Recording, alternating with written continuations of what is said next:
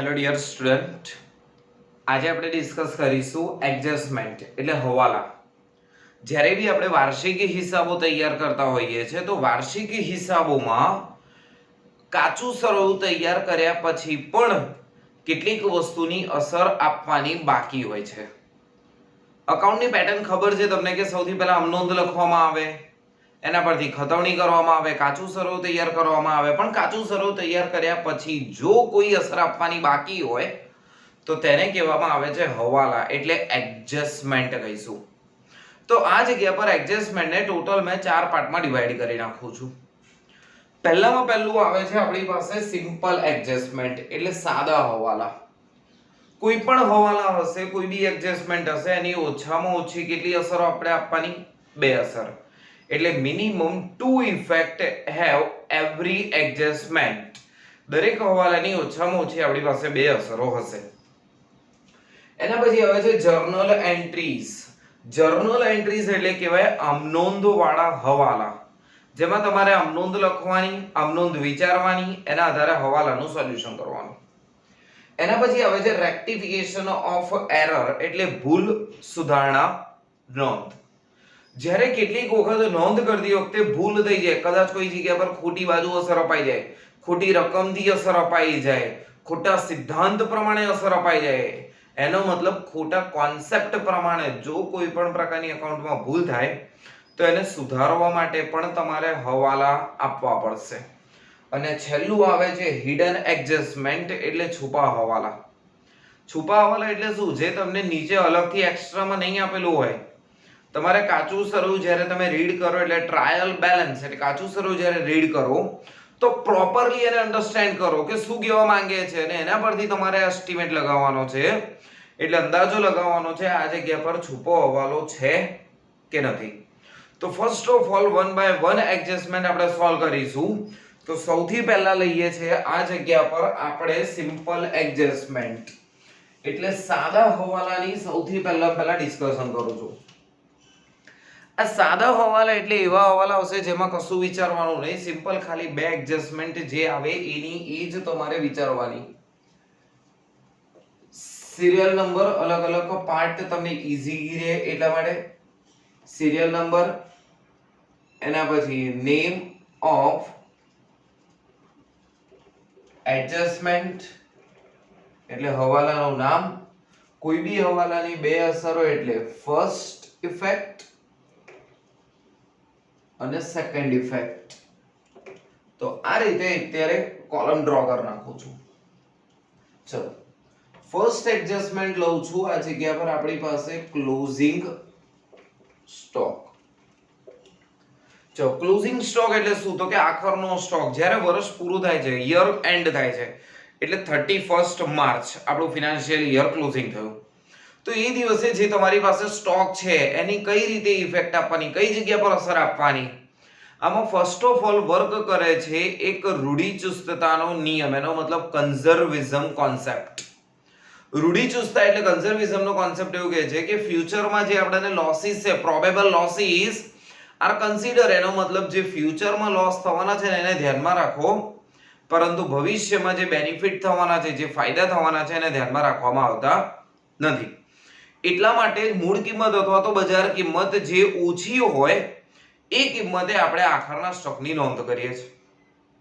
2 જગ્યા પર નોંધ કરવામાં આવે છે. એઝ યુઝ્યુઅલ ખબર હશે આપણાને, સૌથી પહેલા ટ્રેડિંગ અકાઉન્ટમાં ક્રેડિટ સાઈડ એટલે વેપાર ખાતામાં જમા બાજુ, અને બેલેન્સ શીટમાં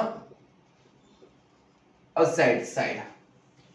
એટલે સિમ્પલ થઈ ગયું. ક્લોઝિંગ સ્ટોક એટલે આખરનો સ્ટોક 2 અસર ટ્રેડિંગ અકાઉન્ટમાં ક્રેડિટ સાઈડ, બેલેન્સ શીટમાં asset side. Than after depreciation. જો ડેપ્રિશિએશન એટલે શું? તો કે ડેપ્રિશિએશન એટલે મિલકતની કિંમતમાં થતો ઘટાડો. આપણે જેમ મિલકતનો ઉપયોગ કરતા રહીશું એમ મિલકતની કિંમત કેવી થશે? ઓછી થશે. એ જે બી મિલકતની કિંમત ઓછી થાય છે એને ઇંગ્લિશમાં આપણે કહીશું ડેપ્રિશિએશન એટલે ઘસારો. તો તમે અહીંયા જ બોલો છો કે સર ડેપ્રિશિએશન એટલે અસેટ મિલકતની વેલ્યુ ડાઉન જાય છે, એનો મતલબ પહેલામાં પહેલું ડેપ્રિશિએશન એટલે તમારે જે બી અસેટ હોય અસેટમાંથી શું કરી દેવાનું માઇનસ. અને ઓબ્વિયસલી બટ નેચરલ યાર જ્યારે તમારી કોઈ B value asset value down જતી હશે તો તમારા માટે નુકસાન થઈ ગયું. અને કોઈ બી નુકસાન હોય યાર, કોઈ બી નુકસાન હોય તો કમ્પલસરી તમારે એની અસર પ્રોફિટ એન્ડ લોસ માં ક્યાં આપવી પડશે? ડેબિટ. કારણ કે યાદ કરો આપણે જ્યારે પ્રોફિટ એન્ડ લોસ નો પ્રોફોમાં ભણ્યા હતા તો એમાં આપણે એવું બોલ્યા હતા all expenses are recorded in profit and loss account. એટલે કોઈ બી પ્રકારના લોસીસ હોય, કોઈ બી પ્રકારના એક્સપેન્સ હોય, પ્રોફિટ એન્ડ લોસ માં ડેબિટ સાઈડ પર એની એન્ટ્રી કરવામાં આવશે. ચલો એના પછી સેમ યુઝ્યુઅલ આના જેવું જ એપ્રિશિએશન. ચલો એપ્રિશિએશન એટલે શું? અલા બચ્ચાઓ, ડેપ્રિશિએશન એટલે આપણે માઈનસ કીધું, કિંમતની વેલ્યુ ઘટી, અસેટની વેલ્યુ ઘટી, પણ એપ્રિશિએશન એટલે મિલકતની કિંમત વધે. એવું બી બની શકે, એવું નથી કે મિલકતની કિંમત ન જ વધે. કેટલીક વખત કેટલાક સંજોગોમાં મિલકતની કિંમતમાં વધારો જોવા મળતો હોય તો જે અસેટની વેલ્યુ પ્લસ થાય તો એનો મતલબ તમારે ફર્સ્ટ ઓફ ઓલ અસેટમાં શું કરી દેવું પડશે? પ્લસ. અને મિલકતની કિંમત વધે ને તો આપણા માટે ફાયદો કહેવાય. ફાયદો એટલે પ્રોફિટ એન્ડ લોસ એકાઉન્ટમાં ક્રેડિટ સાઈડ પર. Okay, than after 4th, 5th, 6th.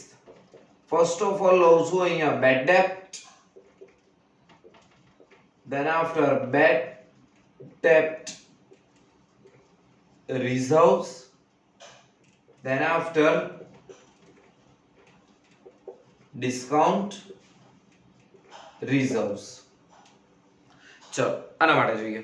First of all discussion કરીએ બેડ ડેપ. બેડ ડેપ એટલે શું કહેવાય તો કે ગાલખાદ. હવે ક્વેશ્ચન માર્ક આવે કે સર ગાલખાદ એટલે શું?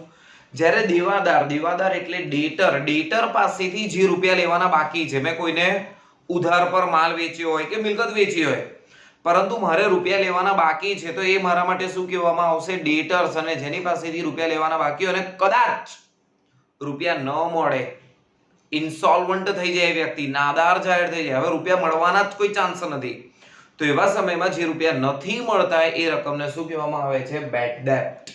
તો બટ નેચરલ કે આપણી પાસે જે રૂપિયા લેવાના બાકી હતા, ડેટર પાસેથી જે રૂપિયા લેવા બાકી હતા એ વેલ્યુ કેવી થઈ જશે? ઓછી થઈ જવાની. એટલે બેડ ડેપ્ટ ની ઇફેક્ટ આપણે શું આપીશું? ફર્સ્ટ ઓફ ઓલ ડેટર્સ માંથી માઈનસ. અને જે બેડ ડેપ્ટ ના રૂપિયા મળવાના નથી તો નુકસાન થઈ ગયું. નુકસાન થયું એટલે પ્રોફિટ એન્ડ લોસ એકાઉન્ટમાં ડેબિટ સાઈડ પર એન્ટ્રી આપી દઈશું. એના પછી નેક્સ્ટ જોવા જઈએ તો bad debt reserve. Bad debt reserve એટલે શું? મેં હમણાં જ કીધું આપણે શરૂઆતમાં કે કન્ઝર્વિઝમ નો રૂલ કોન્સેપ્ટ છે. ફ્યુચરમાં થતા નુકસાનને અત્યારે ધ્યાનમાં લેવામાં આવે છે. એનો મતલબ જે આપણાને બેડ ડેપ એવું લાગે છે કે ફ્યુચરમાં કોઈ પર્ટિક્યુલર પર્સન, પર્ટિક્યુલર કોઈ વ્યક્તિ ઇનસોલ્વન્ટ થવાનું છે, એનો મતલબ નાદાર જાહેર થવાનું છે, તો એના નામનો પહેલેથી જ ચાલો કરી રાખો કે આની પાસેથી આપણને રૂપિયા મળવાના નથી. આવી રીતે જે અલગથી રૂપિયા કાઢવામાં આવે છે, ભવિષ્યનું નુકસાન, ભવિષ્યમાં અચાનક ધ્રાસકો ન પડે એટલા માટે અત્યારથી જે રૂપિયા સાઈડ પર કાઢી આપવામાં આવે છે એને શું કહેવામાં આવે છે? Bad debt reserve. તો બેડ ડેપ રિઝર્વ એ બી અત્યારે જ માઈનસ કરી દેવામાં આવે એટલે એના બી રૂપિયા આપણે માની લઈશું કે નથી મળવાના એટલે ડેટર માંથી માઈનસ. લોસ છે ફ્યુચર નો, ભલે ને લોસ હોય પણ અત્યારે કન્સિડર કરવામાં આવે છે એટલે પ્રોફિટ એન્ડ લોસ માં ડેબિટ સાઈડ પર. Then after same portion discount reserve. Discount reserve એટલે કહેવામાં આવે છે આપણી પાસે વટાવ અનામત. હવે વટાવ એટલે શું તો કે ડિસ્કાઉન્ટ. કેટલી વખત શું હોય છે, કેટલા કસ્ટમર છે ને આપણી જોડે કચકચ કરે છે. ફોર એક્ઝામ્પલ કોઈ એક પર્સન છે, કોઈ એક કસ્ટમર છે જેને મેં 10,000 નો માલ વેચ્યો, એને મને કીધું કે સર 2 મહિના પછી રૂપિયા આપીશ. મેં કીધું ઓકે ચલો ડન. 2 મહિના પછી 2 મહિના પછી જ્યારે વ્યક્તિ રૂપિયા આપવા આવે છે તો કે 9,700 સર આટલા જ, બાકીના નહીં મળે. તો એવા સમયમાં 300 બેડ ડેપ ના કહેવાય, બેડ ડેપ નથી. એ વ્યક્તિ સદ્ધર છે, કેપેબલ છે, છતાં રૂપિયા નથી આપતો. એનો મતલબ આપણી જોડે કચકચ કરે છે, ડિસ્કાઉન્ટ માંગે છે. અને જે આપણી જોડે ડિસ્કાઉન્ટની માંગણી કરે છે તો એવા સમયમાં ડિસ્કાઉન્ટ આપવું પડે.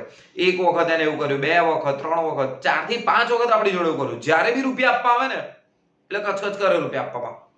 અને એ આપણાને અંદાજો છે જ કે ફ્યુચરમાં પણ એ વ્યક્તિ આવું કરશે તો એના નામનો થોડો વધારાનો બીજો ચાલો કરી રાખો. તો એ બી રૂપિયા આપણે માની લઈએ કે નથી મળવાના, એટલે એને પણ ઇફેક્ટ શું કરીશું, ડેટર્સ માંથી માઇનસ, લોસ છે એટલે પ્રોફિટ એન્ડ લોસ માં ડેબિટ સાઈડ પર. ટોટલ 6 સિમ્પલ એડજસ્ટમેન્ટ આ જગ્યા પર પૂરી થઈ. ટોટલ 12 છે, 6 પૂરી થઈ છે આમાં. એના પછી 7 8 9 10 આઉટસ્ટેન્ડિંગ એક્સપેન્સીસ એટલે ચૂકવવાનો બાકી ખર્ચો. એના પછી પ્રીપેડ એક્સપેન્સીસ, આઉટસ્ટેન્ડિંગ ઇન્કમ એટલે મળવાની બાકી આવક, અને પ્રી રિસીવ્ડ ઇન્કમ એટલે અગાઉથી મળેલ આવક.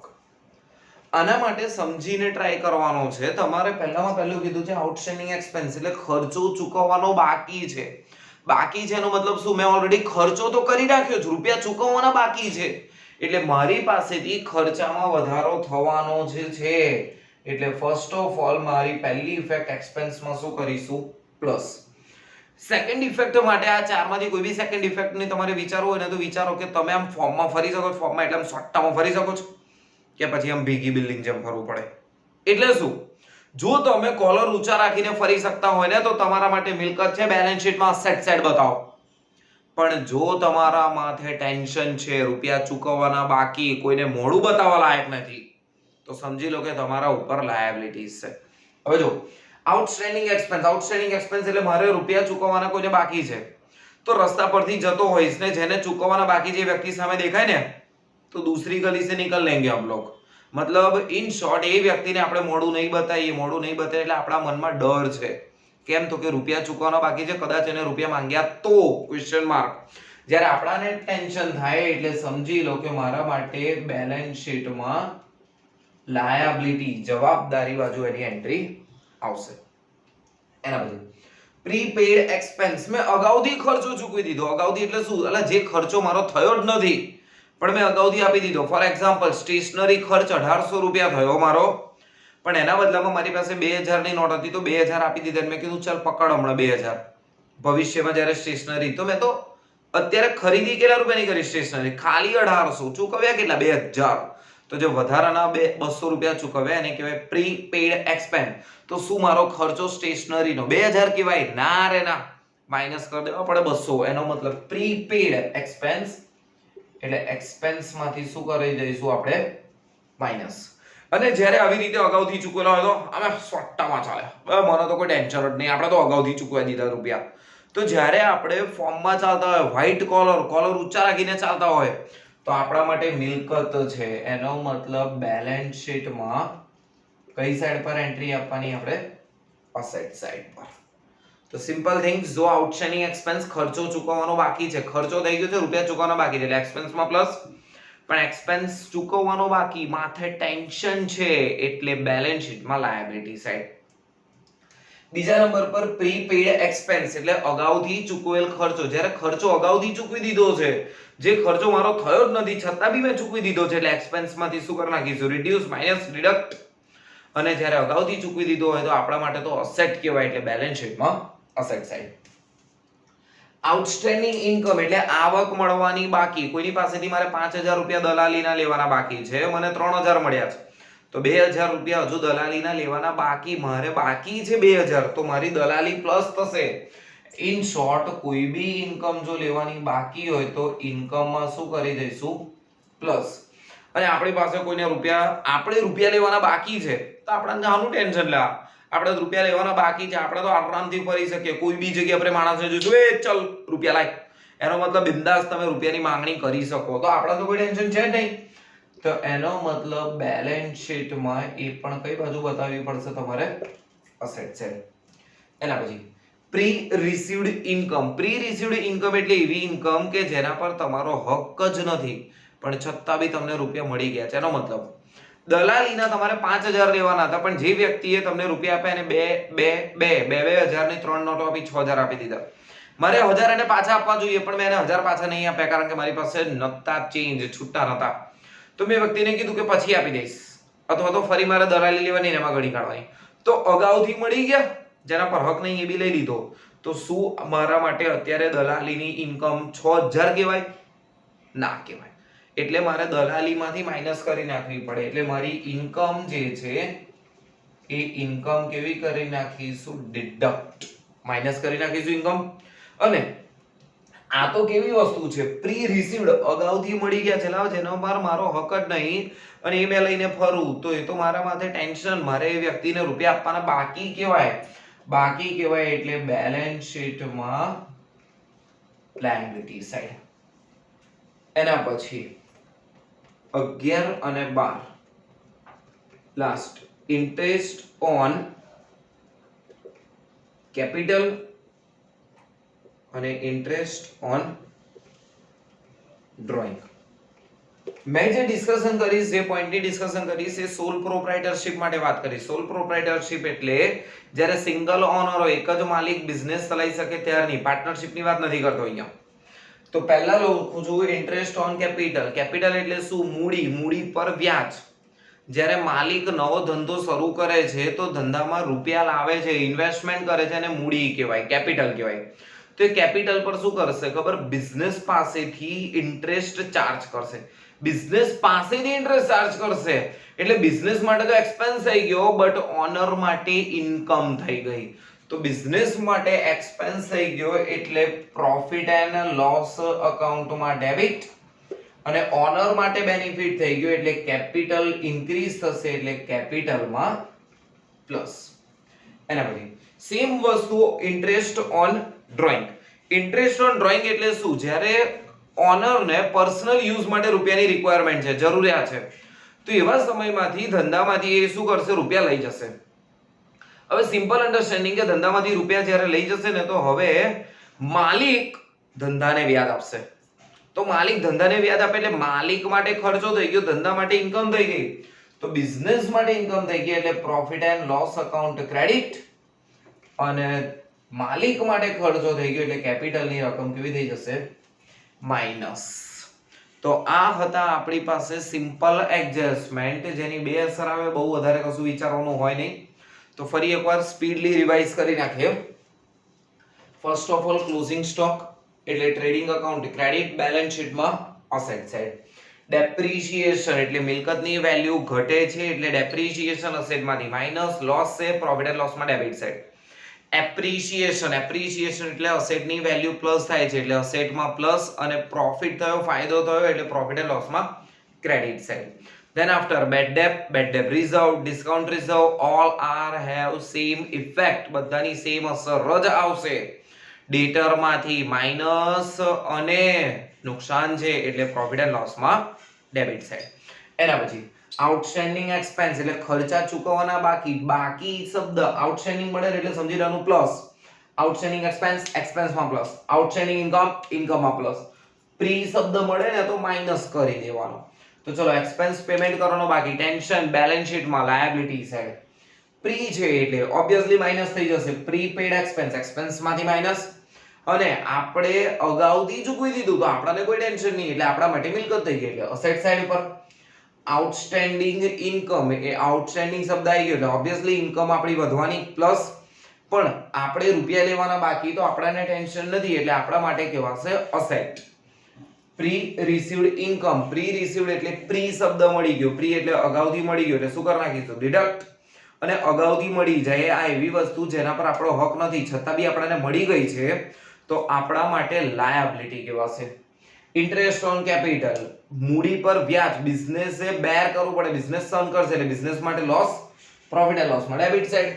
પણ ઓનરને ફાયદો થાય, માલિકને ફાયદો થાય છે એટલે કેપિટલમાં પ્લસ.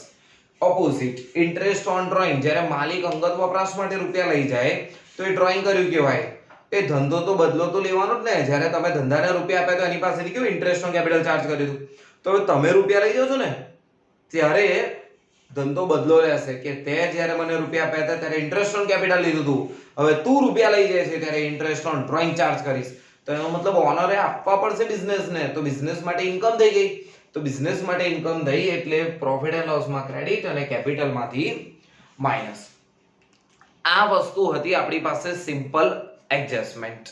ધેન આફ્ટર આપણે જોઈએ છે જર્નલ એન્ટ્રી વાળા પોઈન્ટ. જર્નલ એન્ટ્રી એટલે શું હોય તો કે સિમ્પલ આમનોંધ, કોઈક ને કોઈક વસ્તુ તમારી લખવાની બાકી રહી ગઈ હોય, કોઈક એન્ટ્રી કરવાની બાકી રહી ગઈ હોય, એ એન્ટ્રીના આધારે તમારે ઇફેક્ટ આપવાની. નોર્મલી અહીંયા 4-5 પોઈન્ટ તમને સોલ્વ કરાવડાઈશ. તો ફર્સ્ટ જર્નલ એન્ટ્રીઝ, હેડિંગ માર દેવાનું, જર્નલ એન્ટ્રીઝ વાળો પોઈન્ટ છે. ચલો, એમાં પહેલું ગુડ્સ વર્થ ₹5,000 પરચેસ, એટલે 5,000 રૂપિયાનો આપણે માલ ખરીદ્યો. ખાલી એન્ટ્રી વિચારો, એન્ટ્રી લખવાની જરૂર નથી, એકવાર એન્ટ્રી નહીં લખો ને તો ચાલશે. 5,000 રૂપિયાનો માલ ખરીદ્યો, અને અસર હજુ બાકી છે, તો માલ ખરીદ્યો છે તો એનો મતલબ તમારું પરચેસ પ્લસ થશે, ખરીદી વધવાની. એટલે મારી પહેલી ઇફેક્ટ શું કરવું પડશે? પરચેસમાં પ્લસ. એટલે પણ માલ ખરીદીશ તો એમને થોડી ખરીદીશ, મારે રૂપિયા તો આપવા પડશે ને, તો રૂપિયા આપવા પડશે એટલે મારી પાસેથી કેશ બેલેન્સ ઓછું થઈ જશે, એટલે કેશ બેલેન્સ માંથી માઈનસ કરીશું. એના પછી સેજ આમાં ચેન્જ કરું, આ જ ટાઈપનું ગુડ્સ વર્થ ₹5,000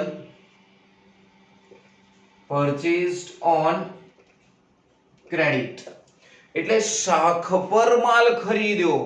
શાખ પર માલ ખરીદો કે ગમે તે રીતે માલ ખરીદો, તમારી જોડે માલ આવે છે, ખરીદી વધવાની છે, એટલે ઓબ્વિયસલી આની અસર પણ પરચેઝમાં તો શું થશે? પ્લસ. પણ બચાવ, શું તમે રૂપિયા આપ્યા? ના. ઉપર જ્યારે કશું નતું લખ્યું તો એનો મતલબ રોકડમાં પેમેન્ટ થઈ ચૂક્યું છે, એટલે રોકડેથી ચૂકવ્યા છે, તો કેશ બેલેન્સમાંથી માઈનસ. પણ અહીંયા તો ક્લીન એવું લખેલું છે પરચેઝ ઓન ક્રેડિટ, એટલે શાખ પર ખરીદ્યો છે. શાખ પર ખરીદ્યો એટલે રૂપિયા ચૂકવવાના બાકી. અને આપણે જોયેલું છે પહેલા કે જ્યારે માલ ઉધારથી ખરીદ્યો હોય તો જે વ્યક્તિને રૂપિયા ચૂકવવાના બાકી હોય એને કહેવામાં આવે ક્રેડિટર્સ. એટલે ક્રેડિટર્સ કહીએ છીએ, એટલે ક્રેડિટર્સમાં શું કરીશું? આપણે એને પ્લસ કરી દઈશું. એના પછી સેમ આના જેવું હજુ જોઈ લઈએ. Goods worth ₹10,000 sold. ચલો, 10,000 રૂપિયાનો માલ વેચ્યો છે. માલ વેચ્યો છે, નોંધ કરવાની બાકી છે, તો સિમ્પલ છે યાર, માલ વેચ્યો છે ને તો આપણું વેચાણ વધવાનું. જેની નોંધ જ નહીં કરી તો વેચાણ, એવું સમજો મારો 10 લાખનો તો માલ વેચ્યો તો, આ 10,000 નો બીજો માલ વેચ્યો, નોંધ કરવાની બાકી છે, તો મારું વેચાણ કેટલું હશે? 10 લાખ ના, 10 લાખ ને 10,000 રૂપિયા હશે. એનો મતલબ ઓટોમેટિક મારે પહેલામાં પહેલા શું કરવું પડશે? સેલ્સમાં પ્લસ. અને બીજી અસર, જ્યારે માલ વેચીશ, એવું તો કીધું નહીં કોઈ જગ્યા પર કે મેં ઉધારથી માલ વેચ્યો છે, એનો મતલબ મને રૂપિયા મળશે. રૂપિયા મળશે એટલે મારા માટે આવક થઈ ગઈ. અને શેના રૂપિયા મળશે? કેશમાં રૂપિયા મળવાના, એટલે મારું કેશ બેલેન્સ શું થઈ જશે? આ જગ્યા પર કેશમાં પ્લસ થઈ જવાનું. એના પછી આવું જ એક ક્રેડિટ વાળું લઈ લઈએ, એટલે લખું છું અહીંયા goods worth ₹10,000 sold on credit. એટલે એવું કહેવાય કે આપણે ઉધારથી માલ વેચેલો છે. હવે માલ જ્યારે આપણે ઉધારથી વેચતા હોઈએ તો માલ તો વેચ્યો છે, એટલે સેલ્સ ની તો એન્ટ્રી કરવી જ પડશે. ચલો, માલ વેચ્યો એટલે સેલ્સ પ્લસ. પણ રૂપિયા મળ્યા? ના, રૂપિયા લેવાના બાકી. અને કોઈની બી પાસેથી બી જ્યારે રૂપિયા લેવાના બાકી હોય તો એને શું કહેવામાં આવે છે? ડેટર્સ. એટલે ડેટર્સ માં શું કરીશું? પ્લસ. આ બીજું કશું નથી, ખાલી જર્નલ એન્ટ્રી જે અમનોંધ છે એ અમનોંધને વિચારીને તમારે એની અસરો જ આપવાની હોય છે, બીજું કશું જ નહીં. હજુ એક લાસ્ટ ચલાવી દઉં છું. Goods worth ₹10,000 destroyed by fire and insurance company claim 80%. એટલે શું કહેવા માંગે છે સમજો. ગુડ્સ વર્થ, ગુડ્સ એટલે માલ, કિંમત ₹10,000 નો ડિસ્ટ્રોયડ નુકસાન થઈ ગયો બાય ફાયર, એટલે આગમાં 10,000 નો માલ બળી ગયો. એન્ડ ઇન્સ્યોરન્સ કંપની ક્લેમ 80% અને વીમા કંપનીએ 80% નો દાવો મંજૂર કર્યો. હવે 10,000 માંથી 80% તો આપણે વીમા કંપનીએ ખાલી મંજૂર કર્યો. જો એવું નથી કીધું કે વીમા કંપનીએ આપી દીધા રૂપિયા. મંજૂર કર્યો એટલે હમણાં નહીં તો પછી, પણ પછી રૂપિયા આપણને મળવાના કન્ફર્મ, મળવાના રૂપિયા આપણે લેવાના બાકી છે એટલે કન્ફર્મ થઈ ગયું. એ અલ્ટિમેટ આપણા માટે ડેટર કહેવાય. એટલે પહેલામાં પહેલા બેલેન્સ શીટમાં અસેટ સાઈડ બતાવી દઈશું. કેટલા રૂપિયા અસેટ સાઈડ બતાવી દઈશું? 8,000 લખી દઈશું. ઇન્સ્યોરન્સ કંપની પાસેથી લેવાના છે. જ્યારે રૂપિયા લેવાના બાકી હોય, યાદ કરો સિમ્પલ એડજસ્ટમેન્ટમાં ભણ્યા હતા આપણે, જ્યારે કોઈની બી પાસેથી રૂપિયા લેવાના બાકી હોય તો આપણા માટે અસેટ કહેવામાં આવશે. એના પછી માલ કેટલા રૂપિયાનો ગયો છે? 10,000 રૂપિયાનો. અરે કોઈ બી રીતે માલ જાય, કાં તો એ આગમાં બળી જાય, કાં તો વરસાદમાં પલળી જાય, કાં તો માલિક ઉપાડીને લઈ જાય, કાં તો માલ ચોરાઈ જાય, અરે કઈ બી થાય, વોટએવર. તો કમ્પલસરી આપણે ભણેલા છે કે કોઈ બી રીતે માલ જાય તો તમારે શું કરવું પડશે? પરચેઝ માંથી માઇનસ કરી દેવું પડશે. એટલે 10,000 રૂપિયાનો માલ ગયો એટલે 10,000 માં તો માઇનસ 8,000 મળવાના, પણ 2,000 નો જે લોસ ગયો એ પ્રોફિટ એન્ડ લોસ અકાઉન્ટમાં ડેબિટ સાઈડ. કેટલાની ઇફેક્ટ આપવાની પ્રોફિટ એન્ડ લોસ અકાઉન્ટમાં? Debit side 2,000. એટલે આ ટાઈપમાં જેને ખાલી બેઝડ જર્નલ એન્ટ્રી, જે તમે આમનોંધ યાદ કરો. આની આમનોંધ કઈ રીતે બોલતા હતા આપણે? ગુજરાતીમાં બોલવા જઈએ તો વીમા કંપની ખાતે ઉધાર 8,000 તો વીમા કંપની જોડે લેવાના બાકી બેલેન્સ શીટમાં અસેટ સાઈડ. 2,000 રૂપિયા આખથી નુકસાન ખાતે ઉધાર, 2,000 રૂપિયા નુકસાન છે પ્રોફિટ એન્ડ લોસ અકાઉન્ટમાં ડેબિટ સાઈડ પર. અને 10,000 રૂપિયાનો માલ ગયો, કોઈ બી રીતે માલ જાય તો આપણે પરચેસ માંથી શું કરીશું? માઇનસ. એટલે આ પ્રમાણે થાય તમારા જર્નલ એન્ટ્રી વાળા પોઈન્ટ. ચલો જર્નલ એન્ટ્રી પછી લઈ લઈએ છે આપણે રેક્ટિફિકેશન ઓફ એરર. ચલો રેક્ટિફિકેશન એટલે શું કીધું તું આપણે? ભૂલ સુધારણા. કોઈ અસર બાય ચાન્સ તમારાથી ખોટી અપાઈ ગઈ હોય તો એને કહેવામાં આવે રેક્ટિફિકેશન ઓફ એરર. હેડિંગ મારી દેવાનું તમારે રેક્ટિફિકેશન ઓફ એરર નું. સ્ટાર્ટ કરું છું. પહેલું ₹5,000 salaries paid but recorded as wages. એનો મતલબ 5,000 રૂપિયા સેલરી ના એટલે પગારના ચૂકવ્યા છે, પણ પરંતુ ભૂલમાં ક્યાં લખાઈ ગયા છે? વેજીસ માં એટલે મજૂરીમાં લખાઈ ગયા છે. તો આના માટે જ્યારે રેક્ટિફિકેશન ઓફ એરર હોય તો તમારે બે નિયમ લખી રાખવાના. તમે હેડિંગ મારો રેક્ટિફિકેશન ઓફ એરર, એના પછી બે નિયમો લખી રાખવાના. એ બે નિયમને આધારે જ કામ થાય. પહેલો નિયમ, જો કોઈ અસર ખોટી આપી હોય, શું બોલું છું? જો કોઈ અસર ખોટી આપી હોય તો અસર રદ કરવા વિરુદ્ધ અસર આપવાની. ફરી, જો કોઈ અસર ખોટી આપી હોય તો અસર રદ કરવા વિરુદ્ધ અસર આપવાની. અને બીજો નિયમ, જો કોઈ અસર આપવાની બાકી હોય ને તો તે અસર આપી દેવી. એટલે શું? જો પહેલા નિયમ પ્રમાણે જોવા જઈએ તો કદાચ તમે પ્લસ કરી નાખ્યો તો માઇનસ કરીશું, માઇનસ કરી નાખ્યો તો પ્લસ કરીશું. ખોટી અસરને રદ કરવા વિરુદ્ધ અસર આપી દેવાની. અને બીજું, જો કોઈ અસર આપવાની બાકી હોય તો તે અસર આપી દેવી. તો એ નિયમને આધારે સમજવાનો ટ્રાય કરીએ. સેલરી ચૂકવી હતી એટલે પગાર ચૂકવ્યો તો પગારમાં પ્લસ થવું જોઈએ. તમે ભૂલમાં ક્યાં લખી કાઢ્યું છે? વેજીસ. તો એનો મતલબ સિમ્પલ વસ્તુ, પહેલા અસર સુધારો વેજીસ માં લખાઈ ગયું છે તો વેજીસ માંથી માઈનસ કરી દેવું પડશે. અને સેલરી તમે ચૂકવી છે તો સેલરીમાં શું કરી દેવું પડશે તમારે? પ્લસ. સિમ્પલ. વેજીસ માં લખાઈ ગયું હતું, વેજીસ માંથી માઈનસ. સેલરીમાં બાકી હતું, સેલરીમાં પ્લસ. એના પછી ₹2,000 paid for installation of furniture but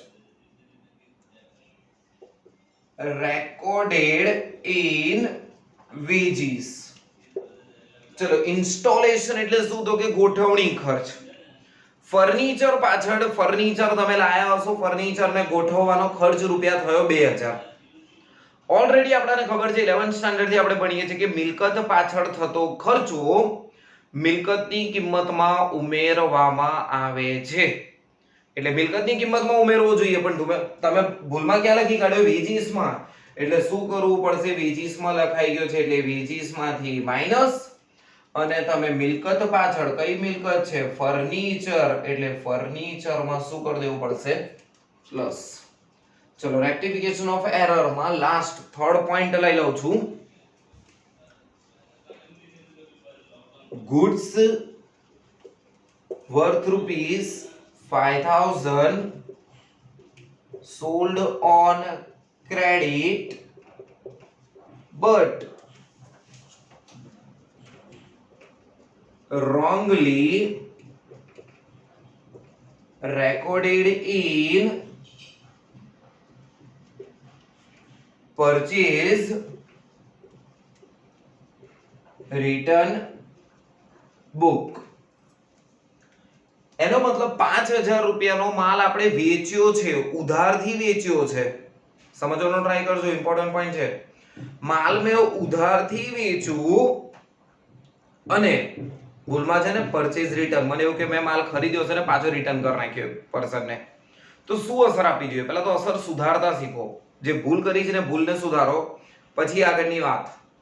મેં શું કરી નાખ્યું? પરચેઝ રિટર્ન, એટલે પરચેઝ રિટર્નમાં ઉમેરાઈ ગયું, તો સર પરચેઝ રિટર્નમાંથી માઈનસ કરો. પણ સમજવાનો ટ્રાય કરો કે પરચેઝ રિટર્નમાંથી માઈનસ કઈ રીતે પોસિબલ છે.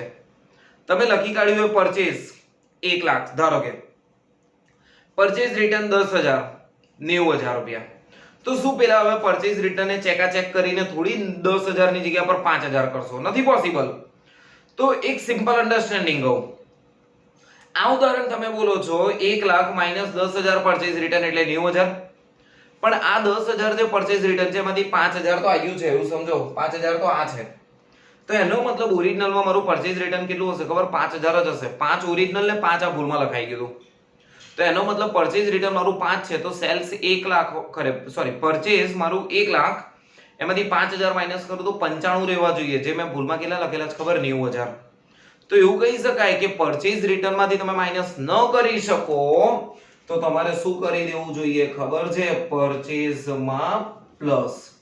અને પરચેઝમાં પ્લસ કરો એટલે બટ નેચરલ કે આનો ભય છે બીજો ક્રેડિટર, એ ક્રેડિટર્સમાં બી પ્લસ, કારણ કે એ વ્યક્તિને આપણે રૂપિયા ચૂકવવાના વધશે. મને એવું હતું કે મેં તો એને માલ પાછો આપી દીધો, પણ માલ થોડી પાછો આપે છે, એટલે ક્રેડિટર્સ વધવાના છે તમારા. અને હવે સાચી અસર વિચારો. ગુડ્સ વર્થ 5000 સોલ્ડ, 5000 નો માલ વેચ્યો તો સેલ્સમાં પ્લસ, ક્રેડિટ થી વેચ્યો તો એટલે ડેટરમાં પણ શું થઈ જશે? પ્લસ. આ ટાઈપનું હતું આપણી પાસે રેક્ટિફિકેશન ઓફ એરર. આમાં બહુ બધા અલગ અલગ પોઈન્ટ્સ આવી શકે, પણ બધા પોઈન્ટ પોસિબલ નથી કે આ જગ્યા પર આપણે કવર કરી શકીએ. એટલે આ 3 પોઈન્ટ આમાં તમને એક્સપ્લેનેશન કર્યા. અને લાસ્ટ એડજસ્ટમેન્ટ હવે લઈ લઈએ, જે one of the most important આવશે આપણા માટે, હિડન એડજસ્ટમેન્ટ. હિડન એડજસ્ટમેન્ટ એટલે એવું કહેવાય કે છુપા હવાલા. તો સૌથી પહેલા સ્ટાર્ટ કરું છું હિડન એડજસ્ટમેન્ટમાં બી. પહેલા લઈ લઉં છું લીઝ હોલ્ડ બિલ્ડિંગ વાળો પોઈન્ટ. એનો મતલબ ભાડા પટ્ટાનું મકાન વાળો પોઈન્ટ.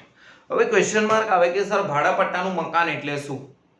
જ્યારે કોઈ પ્રોપર્ટી આપણે લેતા હોઈએ ને પ્રોપર્ટી ભાડે લેતા હોઈએ, પણ ભાડે એટલે 5 વર્ષ 10 વર્ષ એવી મુદતથી લેતા હોઈએ, તો એને કહેવામાં આવે છે લીઝ હોલ્ડ બિલ્ડિંગ. હવે આ બિલ્ડિંગમાં આ રીતના પોઈન્ટમાં મારી પાસે બે વસ્તુ છે.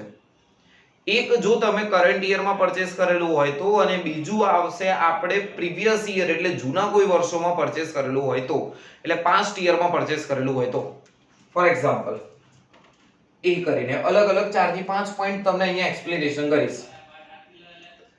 ટ્રાયલ બેલેન્સ ધારો કે આપેલું છે આપણાને ડેટ 31/3/2019 એટલે 31st March 2019. ટ્રાયલ બેલેન્સમાં જ આપેલું છે લીઝ હોલ્ડ બિલ્ડિંગ બ્રેકેટમાં from 1st April 2018 for 5 year. Amount આપેલી છે 1 લાખ. તો ચલો સમજવાનો ટ્રાય કરો. અહીંયા પહેલા ટ્રાયલ બેલેન્સની ક્લોઝિંગ ડેટ કઈ છે? 31st March 2019. તો એ વર્ષ શરૂ ક્યારે થતું હશે આપણું? આની ઓપનિંગ ડેટ કઈ હશે? 1/4/18. તો આપણું કરંટ યર થાય છે મારું 1/4/18 થી 31/3/19. શું એ વર્ષની અંદર તમે પ્રોપર્ટી લીધી છે? Yes sir. જો એ વર્ષની અંદર પ્રોપર્ટી લીધી હોય ને તો બહુ જ ઈઝી આન્સર થઈ જશે. રિટર્ન ઓફ નો મતલબ માંડવાળ. કેટલું માંડવાળ થાય? તો કે જેટલા રૂપિયા હોય ડિવાઇડેડ બાય જેટલા વર્ષ માટે લીધેલી હોય. જે મેં લાખ રૂપિયા પેમેન્ટ કર્યા છે એ કેટલા વર્ષ માટે પેમેન્ટ કર્યા છે? 5 વર્ષ. તો 1 લાખ ભાગ્યા 5 એટલે મારો રિટર્ન ઓફ કેટલું આવશે? 20,000. એટલે માંડવાળની હવે અસર શું? તો કે ઓબ્વિયસલી મિલકતની વેલ્યુ ડાઉન થશે એટલે અસેટમાંથી માઈનસ, અને લોસ છે એટલે પ્રોફિટ એન્ડ લોસ એકાઉન્ટમાં ડેબિટ સાઈડ. પણ જો મેં અહીંયા 5 વડે ડિવાઈડ કરું છું, 5 એ શું છે? 5 યર છે, એનો મતલબ 5 વડે ડિવાઈડ કરું તો મને 1 યર નો એક્સપેન્સ મળશે. તો 1 યર, અને મેં બી જે પ્રોપર્ટી લીધી છે ને બી 1/4 લીધી છે, એટલે એપ્રિલમાં લીધી. તો એપ્રિલ, મે, જૂન, જુલાઈ, ઓગસ્ટ, સપ્ટેમ્બર, ઓક્ટોબર, નવેમ્બર, ડિસેમ્બર, જાન્યુઆરી, ફેબ્રુઆરી અને માર્ચ, 12 મહિનાનું મારે કાઉન્ટ કરવાનું છે. એટલે પૂરેપૂરું લેવામાં આવશે કેટલા રૂપિયા? 20,000. નેક્સ્ટ આ જ પોઈન્ટ લઉં છું, આ જ ટાઈપનો ખાલી માઇનોર ડેટ ચેન્જ કરું આ જગ્યા પર, એટલે તમારે તો લખવાનું આખું પૂરેપૂરું બીજો નંબર. ચલો આના માટે હવે સોલ્વ કરીએ. સૌથી પહેલા લખેલું છે આમાં lease hold building from 1st September 2018 for 5 year ₹1 lakh. એનો મતલબ આપણી ક્લોઝિંગ ડેટ કઈ છે? 31st March 2019. ઓપનિંગ કઈ થશે? 1st April 2018. શું કરંટ યર ની 1/4/18 થી 31/3/19 ની વચ્ચે લીધી છે? Yes sir. 1/9/18 આપણું વર્ષ શરૂ થાય છે 1/4/18. તો જો કરંટ યર માં લીધું હોય ને તો ટેન્શન જ નહીં લેવાનું, ડાયરેક્ટ જ આ વસ્તુ કરી દેવાનું. Return of is equal to જે 1 લાખ છે એ 1 લાખ ડિવાઇડેડ બાય 5 કેટલું આવશે? 20,000. પણ મેં હમણાં જ કીધું તમને 5 વડે ડિવાઈડ કરો છો, 5 વડે ડિવાઈડ કરો છો, એનો મતલબ એક વર્ષનું તમને રિટર્ન ઓફ મળ્યું. પણ આપણે થોડી આખા વર્ષનું વાપર્યું છે. આપણે તો કઈ તારીખે પ્રોપર્ટી લીધી છે? 1/9 એટલે સપ્ટેમ્બરમાં લીધી. તો સપ્ટેમ્બર, ઓક્ટોબર, નવેમ્બર, ડિસેમ્બર, જાન્યુઆરી, ફેબ્રુઆરી, માર્ચ, એટલે 6 ને 1 7 7 મહિનાનું જ ગણવાનું. તો ગુણ્યા 7 ભાગ્યા 12, કારણ કે જે 20,000 છે એ ટોટલ 12 મહિનાનું છે. તો જોવા જઈએ તો 20,000 ગુણ્યા 7 ભાગ્યા 12 એટલે આપણી પાસે આવશે આન્સર 11,667. આને કહેવામાં આવશે રિટર્ન ઓફ. એટલે માંડવાળ, આટલું તમારે માંડવાળ બતાવવું પડે. હવે સ્ટાર્ટ કરું છું થોડા ડિફિકલ્ટ પોઈન્ટ રિટર્ન ઓફ માં જ. ડેટ બધામાં માઇનોરમાં ચેન્જ કરી નાખીશ, એનો જ ખેલ છે આખો. લખું છું ડેટમાં 1st July 2016. ઓકે. હવે ટ્રાયલ બેલેન્સની ડેટ આપેલી છે 31st March 2019. લીઝહોલ્ડ બિલ્ડિંગ આપેલું છે from 1st July 2016 for 5 year. 1 જુલાઈ 2016 થી 5 વર્ષ માટે લીધું હતું. એનો મતલબ કરંટ યરમાં તો નથી જ. જ્યારે કરંટ યરમાં ન હોય તો પહેલા આ રીતે એનું સોલ્યુશન લખી નાખવાનું, એટલે કોઈ ભૂલ ન થાય. કરંટ યર શું છે આપણું? 1st April 2018 to 31st March 2019. Current year પછી જોઈ લેવાનું કઈ ડેટ પર આપણે પરચેસ કરેલું. 1st July 2016 ટુ, ચલો કોઈ બી વર્ષ આપણી ક્લોઝિંગ ડેટ કઈ લીધેલી છે? 31st March. અહીંયા જો 31st ડિસેમ્બર લીધી હોય તો 31st ડિસેમ્બર, 30 જૂન લીધી હોય તો 30 જૂન. પણ ચલો 31st ડિસેમ્બર કીધું છે તો 31st માર્ચ કીધું છે તો 31st માર્ચ. આના પછી કયા વર્ષની આવશે? ઓબ્વિયસલી 2017. એના પછી next year 1st April 2017 two, નવું વર્ષ તો હંમેશા આપણી પહેલી તારીખથી ચાલુ કરીશું. 31st March 2018. આગળ કેલ્ક્યુલેટ નહીં કરીએ કારણ કે આના પછી આપણું વર્ષ આવી જાય છે કરંટ યર 1st April 2018. એ તો આપણું કરંટ યર. તો મેં આટલા ટાઈમ માટે યુઝ કરી નાખ્યું છે. આટલા ટાઈમ માટે યુઝ કર્યું છે એટલે શું? જુલાઈ, ઓગસ્ટ, સપ્ટેમ્બર, ઓક્ટોબર, નવેમ્બર, ડિસેમ્બર, જાન્યુઆરી, ફેબ્રુઆરી ને માર્ચ. 9 મંથ યુઝ કરી નાખ્યું છે અને બીજું આવે છે અહીંયા 12 મંથ, એટલે 9 + 12 એટલે ટોટલ અરાઉન્ડ 21 મંથ આપણે યુઝ કરેલું છે.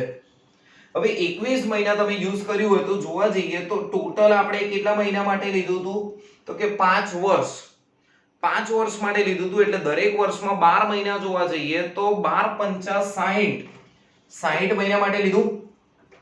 પણ એમાંથી આપણે યુઝડ કેટલા મહિના કર્યું છે? 21 મહિના યુઝ કર્યું છે. તો બાકી કેટલું રહેશે આપણા માટે? સોરી, 39 મંથ નું બાકી રહ્યું. તો 39 મહિનામાં આપણે બાકીનું રાઇટ ઓફ શોધવાનું. એટલે રાઇટ ઓફ બરાબર 1 લાખ જે રૂપિયા છે એ કેટલા મહિનામાં માંડી વાળવાનો? 39. તો 1 લાખને જો મેં 39 મહિનામાં માંડી વાળવા હોય તો 1 લાખ ભાગ્યા 39, તો જે બી અમાઉન્ટ આવે એ તો 1 મહિનાની મળી, પણ આપણે તો 12 મહિનાની જોઈએ એટલે ગુણ્યા કરીશું 12.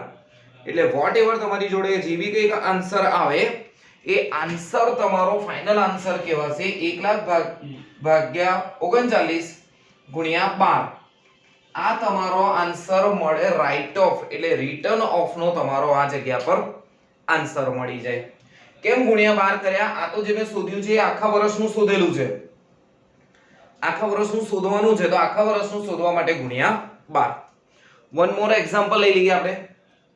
આ જગ્યા પર ડેટમાં હજુ ચેન્જ કરું, આ જગ્યા પર 2015 કરું, આ જગ્યા પર 7 યર કરી નાખું છું. ચલો હા, ઉપર ટ્રાયલ બેલેન્સ ની બી ડેટ જો મારે ચેન્જ કરવી હોય તો ટ્રાયલ બેલેન્સ ની બી ડેટ ચેન્જ કરી નાખું 20. તો આ જગ્યા પર 8 યર કન્સિડર કરી લઉં છું. તો ચલો સૌથી પહેલામાં પહેલું લખી દઉં છું અહીંયા કરંટ યર. ચલો જે વર્ષ 31/3/20 ના રોજ પૂરું થશે એ વર્ષ શરૂ ક્યારે થશે આપણું? 1 એપ્રિલ. તો 1/4/2019 ના રોજ શરૂ થાય તો પૂરું ક્યારે થવાનું? 31/3/20. શું પ્રોપર્ટી આપણે કરંટ યરમાં પરચેસ કરેલી છે એટલે કરંટ યરમાં લીધેલી છે? તો કે ના, કરંટ યરમાં ના લીધી હોય તો એ તારીખથી ગણતરી કરવાની. 1/7/2015 થી ક્યારે વર્ષ પૂરું થશે? 31/3/16. એના પછી 1/4/16 થી 31/3/17. એના પછી 1/4/17 થી 31/3/18. એના પછી 1/4/18 થી 31/3/19. તો જોવા જઈએ તો આનું ટોટલ કેટલું થશે? ચલો 7મા મહિનાની શરૂઆતમાં હતું એટલે 7 8 9 10 11 12 1 2 ને 3, એનો મતલબ આ 9 મહિના 12 મહિના 12 મહિના 12 મહિના અને 12 મહિના. તો ચલો 12 12 12 એટલે ટોટલ 36 મહિના તો એ થઈ ગયા. 36 અને બીજા 9 એટલે આપણે 45 મહિના તો વપરાશ કરી ચૂક્યા છે એવું કહેવાય. તો આપણે ટોટલ કેટલા મહિના માટે લીધું હતું એ બી જોઈ લઈએ. તો ટોટલ ઇઝ ઇક્વલ ટુ, ચલો 8 વર્ષ માટે લીધું હતું. 8 વર્ષ એટલે શું? દરેક વર્ષમાં 12 મહિના હોય તો 12 * 96 મહિના માટે લીધું હતું. એનો મતલબ 96 મંથ માટે લીધું હતું. પણ એમાંથી આપણે યુઝડ કેટલું કરી નાખ્યું છે? 45 મંથ. તો આપણી પાસે બાકી શું રહેશે આ જગ્યા પર? 51 મંથ. એટલે જે બી રકમ છે આપણે 51 મહિનામાં માંડવાળ કરવાની. એટલે આન્સર કઈ રીતે મળે? 1 લાખ ડિવાઇડેડ બાય 51. પણ 51 મહિના એ તો 1 મહિનાનું મળશે. જ્યારે 51 ડિવાઇડેડ કરું તો 1 મહિનાનું મળશે. પણ 1 મહિના કરતા આપણે તો આખા વર્ષનું જોઈએ છે એટલે મલ્ટીપ્લાય બાય કેટલા કરીશું? 12. જે આવે એ તમારો આન્સર થઈ જશે. આ થયું આપણી પાસે લીઝ હોલ્ડ પ્રોપર્ટીઝ ના રિલેટેડ પોઈન્ટ. હજુ એકાદ બે નાના નાના પોઈન્ટ્સ છે એની 2-5 મિનિટમાં ડિસ્કશન કરી લઉં એટલે હિડન એડજસ્ટમેન્ટ આ જગ્યા પર પૂરા થઈ જાય પછી. ચલો એક પોઈન્ટ આવે છે હવે કમિશન રિસીવ્ડ. ચલો કમિશન રિસીવ્ડ એટલે શું? મારી પાસે એવું સમજો ટ્રાયલ બેલેન્સમાં આપેલું છે. ટ્રાયલ બેલેન્સ છે, કોઈ ટ્રાયલ બેલેન્સમાં અલગ અલગ પોઈન્ટ લઉં છું. મને કહી દીધું છે આ જગ્યા પર કમિશન રિસીવ્ડ. ચલો બ્રેકેટમાં લખેલું છે 40% રિસીવ્ડ કીધેલું છે. એનો મતલબ 40% મળી ગયું છે, રકમ આપેલી છે 24,000. તો આના પરથી એવું કહી શકાય કે 40% મળ્યું એટલે 60% હજુ અમાઉન્ટ મળવાની બાકી છે. તો સર 24,000 ના 60% ના, કઈ રીતે ગણતરી થાય? જો પર્સન્ટેજ 40 હોય તો અમાઉન્ટ કેટલા રૂપિયા રિસીવ્ડ થઈ છે આપણાને? 24,000. તો 60% હોય તો કેટલા? એટલે 60 multiply by 24,000 into divided by 40, એટલે આન્સર મળશે 36,000. આટલા રૂપિયા મળવાનું બાકી, આઉટસ્ટેન્ડિંગ કહેવાશે. હવે આઉટસ્ટેન્ડિંગ ની ખાલી અસરો વિચારવાની તમારે. અસર શું વિચારવાની? મળવાનું બાકી એટલે ઓબ્વિયસલી કમિશનમાં તમારે શું કરી દેવું પડશે? પ્લસ. અને બેલેન્સ શીટમાં શું બતાવી દઈશું આપણે?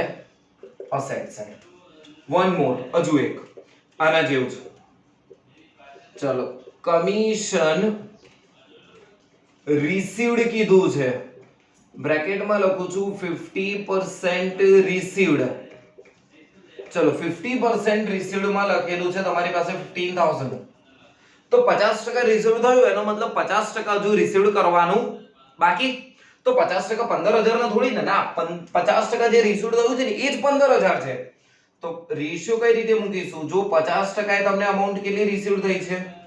15,000. તો 50% તો રિસીવ્ડ થઈ, તો 50% બાકી, તો 50% એટલે કેટલા રૂપિયા બાકી હજુ બીજા? 15,000 એવા જ બાકી. સેમ અસર રૂપિયા લેવાના બાકી, એટલે કમિશનમાં પ્લસ અને બેલેન્સ શીટમાં અસેટ સાઈડ. ઓકે, આ તો કમિશનનો પોઈન્ટ.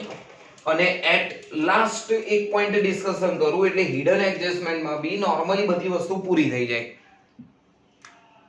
નેક્સ્ટ પોઈન્ટ આવશે હવે આપણી પાસે, એવું સમજી લો કે રેન્ટ.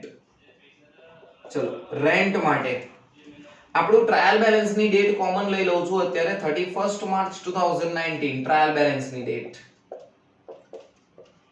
રેન્ટ છે બ્રેકેટમાં લખેલું છે અપ ટુ 31 જાન્યુઆરી 2019 1 લાખ. તો ચલો આટલો જ પોઈન્ટ આપેલો છે. હવે આપણે જે રેન્ટ આપેલું છે 31 જાન્યુઆરી સુધી જ આપેલું છે, એનો મતલબ ફેબ્રુઆરી અને માર્ચ 2 મહિનાનું બાકી હજુ પેમેન્ટ કરવાનું. તો 2 મહિનાનું બાકી, એનો મતલબ આ કેટલા મહિનાનું હશે? આખો વર્ષ 12 મહિનાનું હોય તો 1 લાખ માંથી આપણે 12 મહિનાનું ચૂકવવાનું હોય, પણ 12 માંથી 2 તો હજુ બાકી છે, એટલે જે 1 લાખ હશે કેટલા મહિનાનું ચૂકવેલું હશે? ખાલી 10 મહિનાનું જ હશે. એટલે 1 લાખ ભાગ્યા 10 કરું એટલે મને 1 મહિનાનું ભાડું ખબર પડે. 10,000 રૂપિયા આવે. હવે 10,000 રૂપિયા એ તો 1 મહિનાનું, મારે તો ફેબ્રુઆરી અને માર્ચ 2 મહિનાનું બાકી. તો એનો મતલબ એવું કહેવાય કે આઉટસ્ટેન્ડિંગ રેન્ટ કેટલા રૂપિયા બાકી છે? 20,000. ફરી સમજાઈ દઉં ધ્યાનથી. 31 જાન્યુઆરી સુધી આપણે પેમેન્ટ કરેલું છે, પણ વર્ષ ક્યારે પૂરું થાય છે? 31મી માર્ચ. એટલે ફેબ્રુઆરી અને માર્ચ 2 મહિનાનું બાકી. તો એનો મતલબ 12 મહિનામાંથી 2 મહિનાનું બાકી, તો જે પેમેન્ટ કરેલું હશે 12 માંથી 2 નું બાકી છે, તો 10 મહિનાનું પેમેન્ટ કરેલું હોય તો 1 લાખ જે છે એ 10 મહિનાનું છે, તો 1 લાખ ભાગ્યા 10 એટલે 10,000 રૂપિયા મળે.